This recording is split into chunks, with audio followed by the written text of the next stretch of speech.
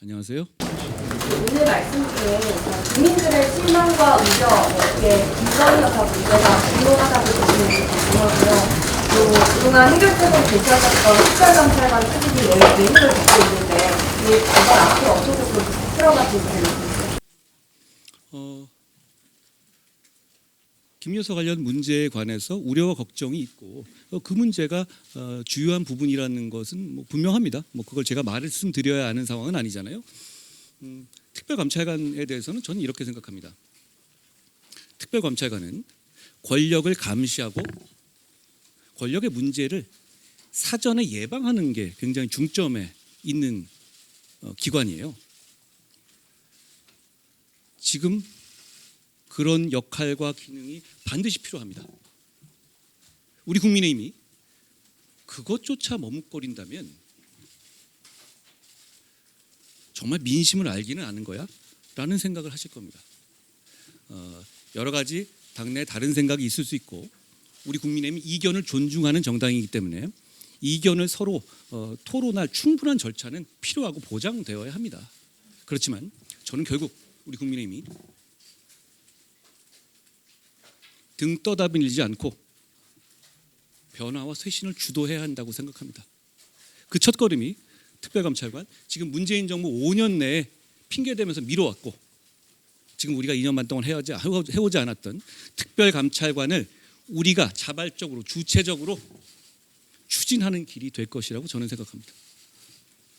김건희 여사 얽힌 여러 문제를 특검이 아니라 특별감찰관만으로 해결 가능한지 먼저 여쭙고 싶고, 두 번째 질문으로는 특별감찰관이 감찰 가능한 비리 행위에 김 여사의 이제 문제가 됐던 주가 조작 의혹이나 공천계의 의혹 같은 경우는 포함된다고 좀 보기 어려운데 특감이 도입된다고 하더라도 실효성이 있다고 보시는지 궁금합니다. 특감이 있었으면 지금의 문제가 많이 안 생길 수도 있었지 않았을까요? 그러니까 과거에 여러 가지 문제들이 좀 과거로 돌아가 보면 조금 더 조심하는 것만으로도 불필요한 오해나 불필요한 걱정을 끼치지 않을 수 있었던 점들이 많이 있었다고 저는 생각합니다. 그러니까 앞으로라도 절대 그런 일이 없도록 하겠다는 다짐을 저희가 보여드려야 한다고 생각해요. 당연히 의미가 있다고 생각합니다. 그리고 여러 가지 지금 많은 얘기들이 있지만 그 중에 얘기가 되는 국민들이 보기에는 그냥 너무한데라고 하는 부분도 있으실 거고, 그리고 이건 좀 더 설명이 필요하지 않나라고 생각하는 부분도 있으실 겁니다. 그걸 다 포괄해서 하나의 제도로 모두 해결하거나 그럴 수는 없겠죠. 다만 중요한 건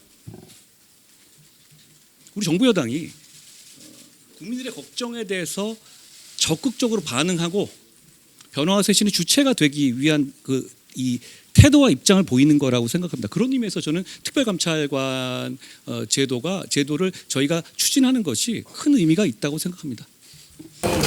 대통령실에서는 어떤 여사문제 계속해서 국민 눈높이에 맞는 변화를 보이지 못하고 있는데 어떻게 생각하시는지 앞으로 하실지. 지금 우리 정부 여당을 하나로 보시면요, 국민 눈높이에 맞추고 민심에 따르기 위한 과정이라고 보시면 될 것 같아요. 제가 오기 전에 결과는 상황은 많이 다르지 않았습니까? 지금 저희 이 여러 가지 비판적으로도 보시지만 저희가 민심에 따르기 위해서 여러 가지 이 내부적인 반성도 있고, 그리고 그게 단순한 레토릭이 아니라 구체적인 어떤 제도에 있어서도 토론이 일어나고 있고 이러죠. 저는 이런 면은 그렇게 이게 현재 민심에 따르지 않고 있다 이렇게 단정할 문제는 아니라고 봅니다. 저는 결국은 우리 정부 여당이 제가 말씀드렸던 여러 가지 어떤 민심에 부합하는 그런 방향으로 결국은 가게 될 거라고 생각해요. 그 과정에 있다라고 봐주시면 될 것 같습니다.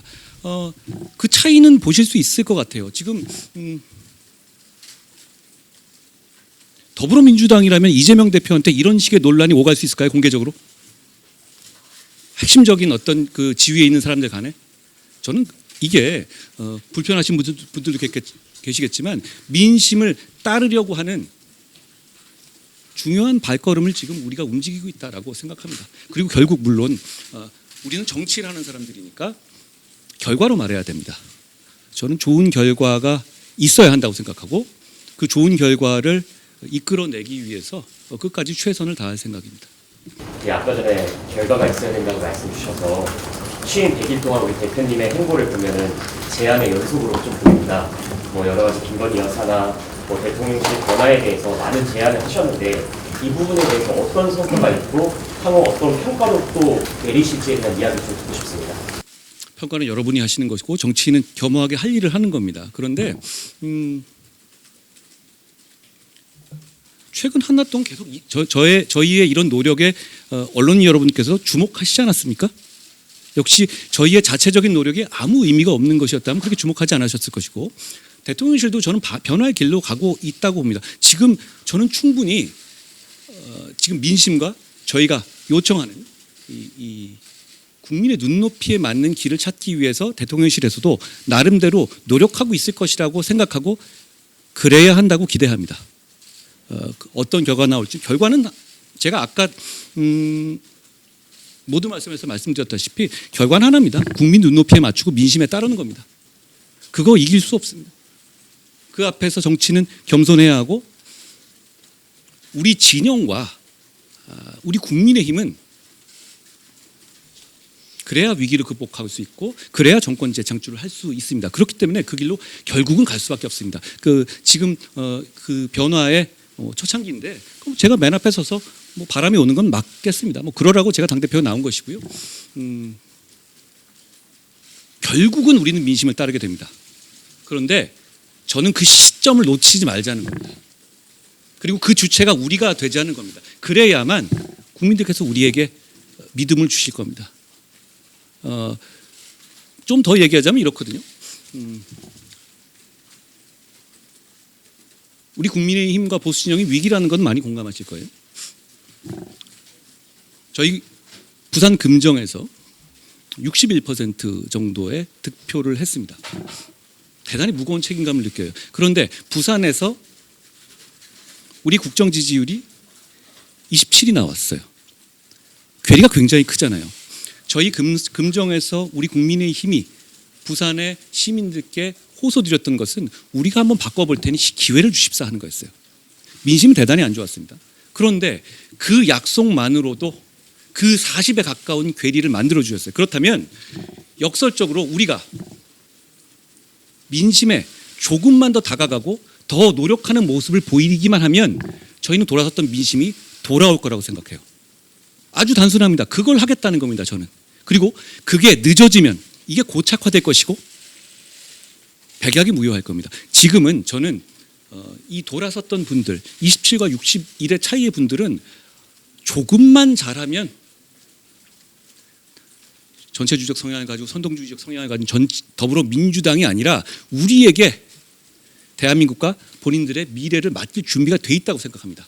저는 그만큼 한 발짝 더 움직이고 그 노력을 하자는 것이고 그게 늦으면 소용이 없다는 생각을 하는 겁니다. 그런 절실한 마음으로 제가